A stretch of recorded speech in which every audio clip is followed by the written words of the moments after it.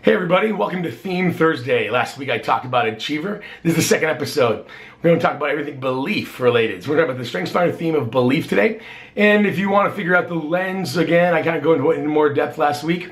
I talked about how here at TDG, we overlay on top of StrengthsFinder themes the concept of communication, decision-making, and self-management. And that our dominant StrengthsFinder themes can help us understand how we communicate and therefore listen, also how we prioritize solutions, as well as giving us clues to how to probably take care of ourselves. So, a couple of things today. One about belief. Belief is an executing theme. It's a theme of core values. People with belief typically have, I say, 4 or 5 things that are core to them. They're the most critical. They're important. They kind of live their life by this foundation. It's interesting. All these things are built up on these ideas. It can be about family. It doesn't have to be about religion, but it could be. They live their lives in general as a source of conviction. They really believe that there's a right and a wrong way to do almost everything. What's interesting is that one of the things they do a lot of is they will be, it's kind of funny actually. They're pretty laid back about a lot of things sometimes, depending on their other StrengthsFinder themes. But then all of a sudden you bump into one of their core values and they're immovable. They're like a brick wall. People with belief, they naturally kind of resist things that they aren't sure what it says about their belief. So even when I'm doing a StrengthsFinder workshop, we go through all the themes, we go through these exercises, and then I ask people to start to identify their dominant themes. And folks with belief are often hesitant to select their dominant themes because, quote, it'll say something about me, unquote. And so with belief, they have to fully understand. They have to be sure, because to say achiever, arranger, belief are my dominant themes, they feel like communicates something to their team. And so they're cautious, foundational. So when it comes to communication, people with belief often speak declaratively about things they believe. Now remember, when I'm doing these Theme Thursdays, I'm talking about themes one by one, kind of in a bubble. But no StrengthsFinder theme works alone. Your themes always work in pairs. So it'll be interesting to find out, based on what else is in your profile, how that flavors what your values are. When it comes to communicating, belief communicates declaratively. They listen also for how do things match their belief. So when you're communicating with them, show how well you know them. Talk about things that you know are priorities and values to them. You're more likely to get their attention. When it comes to decision making, they're very cautious to take on actions and solutions that don't match their values. And so again, they pick the solution that most clearly helps, one, that they understand so they can compare it to their values, but then 2, that they can put their whole selves into. Belief doesn't like to do things they aren't core committed to.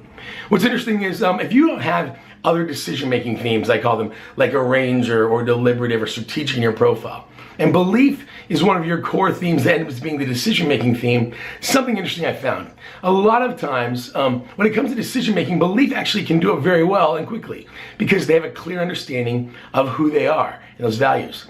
But what can happen is if you find that you've been in a kind of a rut, or you've been in a role a long time, and suddenly you're having to start making decisions, and it's been a long time since you've really changed directions, people with belief will do what they've always done, which is they kind of break out a card that says, these are my core values, and then as they're assessing opportunities, they compare it to the core values. That's how they've navigated the majority of their adult life.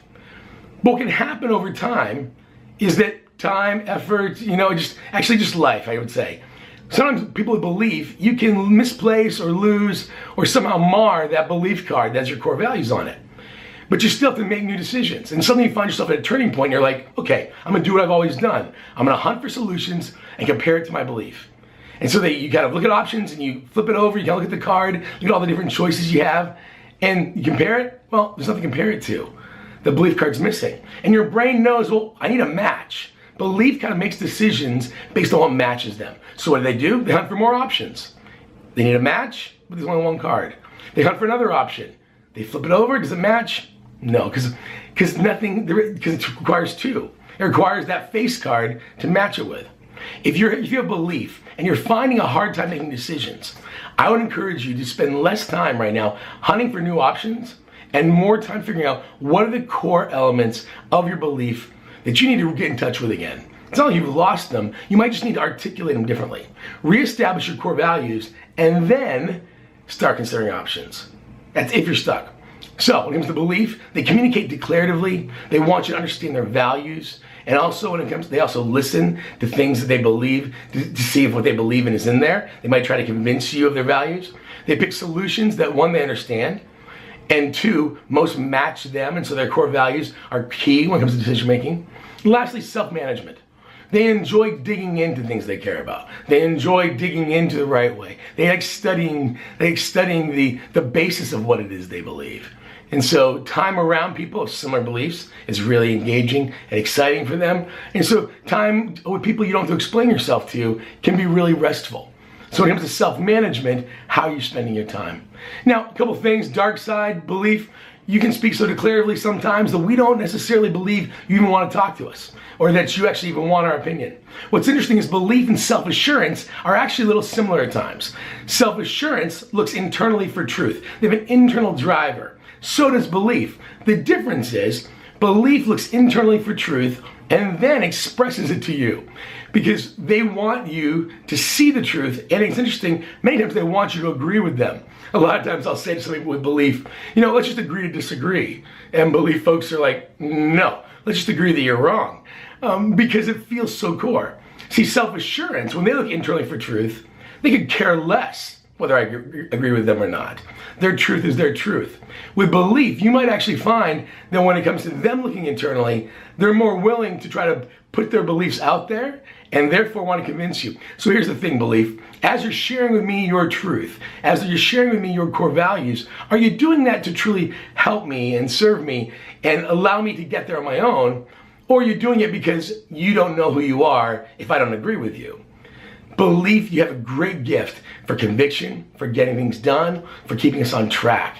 You're a lot like a rudder of a ship. You kind of set the direction. Use that power for good, not evil. Use it to serve someone else and not just yourself. So, last week was achiever, this week belief. Next week I think we're going to tackle responsibility. But here's the deal. I would love to hear from you. What theme would you like me to cover after responsibility? If you go ahead and share this video with a friend, post it to your Facebook page, and comment on what you'd like to see, I'm going to take the 2 or 3 most common themes listed on the shares and comments, and I'll do those next. If you have a question or comment, would love to hear from you. info@thedoffney.com is the best way to reach me. And if you have something else, 3-Minute Coach kicked off yesterday. Would love to hear your questions, your challenges, something you want me to tackle. Hope you're doing well. Share this with a friend today. Lead courageously. Talk to you next week.